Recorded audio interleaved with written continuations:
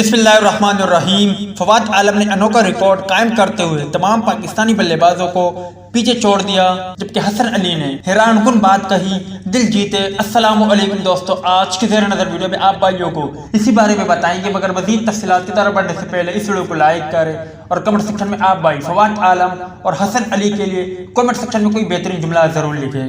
فواد عالم نے 18 اننگز میں 4 century score کر کے تمام پاکستانی بلے بازوں کو پیچھے چھوڑ دیا ہے۔ پاکستان کرکٹ بورڈ PCB کے مطابق اس سے قبل تیز رفتاری سے 4 ٹیسٹ سینچری اسکور کرنے میں سلیم ملک پہلے نمبر پر تھے۔ انہوں نے یہ کارنامہ 24 اننگز میں سر انجام دیا تھا، جبکہ لیجنڈری بلے باز یونس خان نے یہ کارنامہ 25 اننگز میں سر انجام دیا تھا۔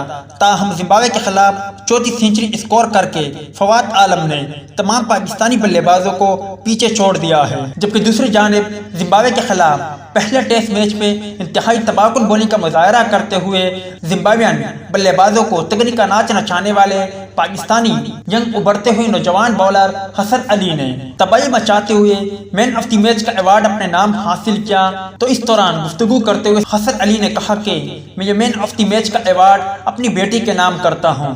ماشاءاللہ۔ امید ہے دوستوں کہ آج کے مختصر ویڈیو بھی آپ بھائیوں کو پسند آئی ہوگی۔ ملتے ہیں کسی نیکسٹ ویڈیو میں، تب تک کے لیے اجازت دیجیے۔ اللہ حافظ۔